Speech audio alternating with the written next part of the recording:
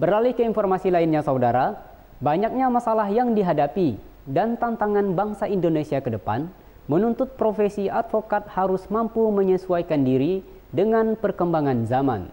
Tidak hanya karena materi, melainkan bagaimana advokat juga bisa membantu masyarakat marginal dan mengutamakan restoratif justice dalam penyelesaian hukum. Pernyataan tersebut disampaikan oleh Ketua Umum Dewan Pimpinan Pusat Ikatan Advokat Indonesia, Magdir Ismail, saat pelantikan pengurus DPD Ikadin Kalbar periode 2024-2028 di Kota Pontianak Sabtu malam.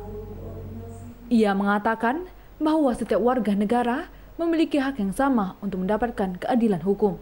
Apabila dalam penegakan hukum terdapat ketidakadilan, maka fungsi advokat harus meluruskan ketidakadilan tersebut ke jalur yang tepat meskipun langit akan runtuh. Ismail menyarankan agar dalam penyelesaian hukum mengutamakan restoratif justice atau RJ. Karena jika bisa menggunakan RJ, maka pendekatan penyelesaian hukum juga bisa dilakukan oleh masyarakat, termasuk pelaku maupun korban. Saya berharap bahwa teman-teman DPD IKAN ini menyediakan diri untuk membela masyarakat tertinggal, terpinggirkan.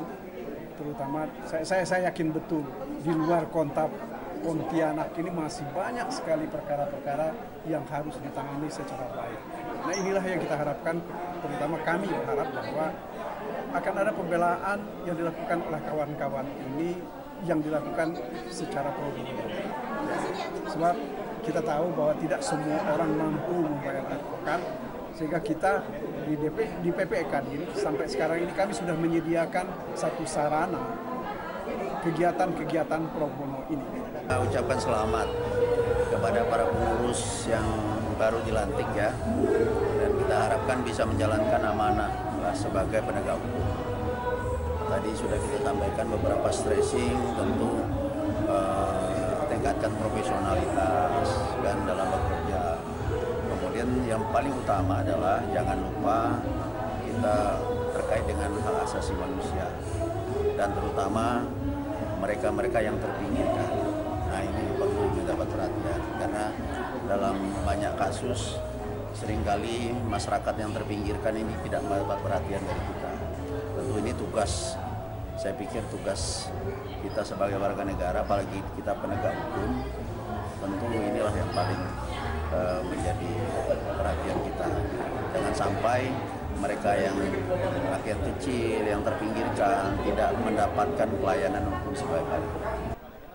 Sementara itu, Dewan Kehormatan Ikadin, Profesor Todung Mulya Lubis menilai bahwa persoalan di Indonesia saat ini masih sangat kompleks, di mana ketidakadilan masih ditemukan di mana-mana.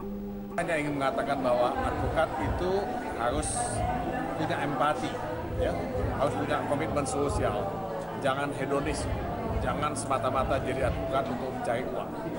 Karena itu masyarakat yang marginal itu tetap mesti dibantu. Bantuan untuk audio mesti tetap jalan. Karena persoalan Indonesia ini sangat kompleks dan ketidakadilan itu masih kita temukan di mana-mana di seluruh Indonesia ini. Masih banyak orang miskin, masih banyak orang yang di PHK, masih banyak ya orang yang kelaparan.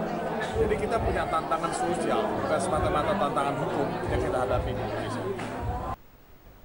Todung Lubis berharap kepada Presiden terpilih Prabowo Subianto untuk bisa melihat betapa lemahnya penegakan hukum saat ini, sehingga harapan masyarakat terhadap tegaknya hukum bisa kembali ke jalan yang sebenarnya. Tim Liputan, Ruway TV, mewartakan.